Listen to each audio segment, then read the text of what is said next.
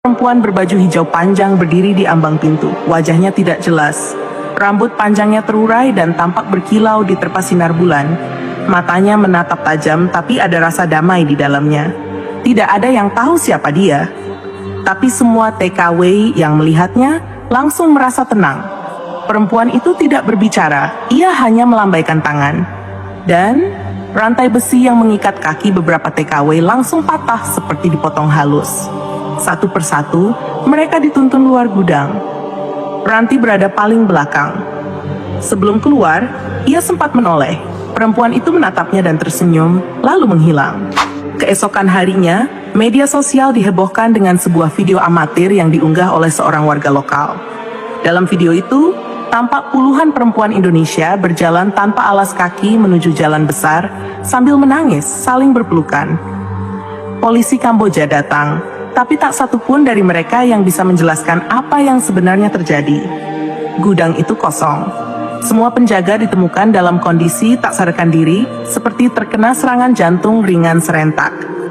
Yang lebih aneh, di salah satu dinding gudang, tertulis kalimat dengan huruf Jawa kuno, "Urip kudu dijaga, ojo ngedol nyowo uwong liya."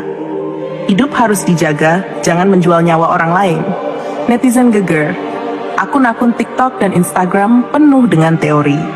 Beberapa bilang itu kerjaan sindikat internasional yang akhirnya gagal karena sabotase dari dalam. Tapi sebagian besar percaya, dan ini yang membuat merinding, bahwa perempuan berbaju hijau itu bukan manusia biasa. Ini pasti Nyi Roro Kidul. Gak masuk akal bisa lolos kayak gitu. Ilmu rawa rontek mungkin? Mereka gak mati meski diikat dan disiksa. Ya Allah, kalau bukan karena kekuatan gaib, mana mungkin bisa kabur dari tempat seketat itu? Sementara itu, Ranti dan teman-temannya kini berada di Kedutaan Besar Indonesia di Phnom Penh. Mereka trauma. Banyak yang masih menangis saat mengingat malam itu.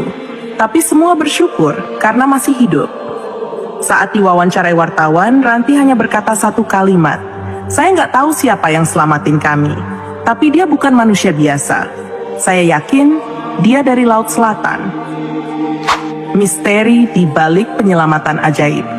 Suara langkah kaki terdengar pelan menyusuri lorong rumah sakit di Phnom Penh. Ranti berjalan pelan, menggandeng lengan seorang dokter lokal yang sedang memandu. Di belakangnya, beberapa TKW lain berjalan beriringan, masih dengan wajah pucat dan tatapan kosong. Mereka baru saja selesai menjalani pemeriksaan medis setelah penyelamatan yang penuh tanda tanya itu. Ruang rumah sakit itu tak terlalu besar, tapi cukup tenang. Di salah satu ruangan, seorang perwakilan dari Kedutaan Besar Republik Indonesia sedang berbicara dengan suara pelan. Kami butuh waktu. Mereka semua dalam keadaan trauma, ujar Pak Yudha, petugas KBRI kepada wartawan lokal yang sudah beberapa hari menunggu jawaban. Tapi yang jadi sorotan bukan hanya penyelamatan itu, melainkan bagaimana mereka bisa diselamatkan. Semua aparat setempat mengaku tidak pernah menerima laporan dari pihak manapun sebelum kejadian. Dan anehnya lagi, CCTV di sekitar gudang itu mati total selama 18 menit. Begitu hidup lagi, semua TKW sudah hilang. Lebih mengejutkan, di tubuh beberapa penjaga yang ditemukan pingsan, muncul bekas goresan berbentuk sisik halus. Seperti bekas dari ekor ikan raksasa. Para dokter tidak bisa menjelaskan. Ranti dalam diam terus menggenggam liontin kerangnya. Ia belum banyak bicara. Tapi malam itu, ia memutuskan menulis semua yang ia alami ke dalam sebuah buku catatan kecil milik petugas medis. Tulisan Ranti, aku tidak tahu bagaimana menjelaskannya. Tapi saat itu aku merasa seperti ada yang membisikkan sesuatu ke telingaku. Bangkit anakku, jangan takut, laut akan melindungimu.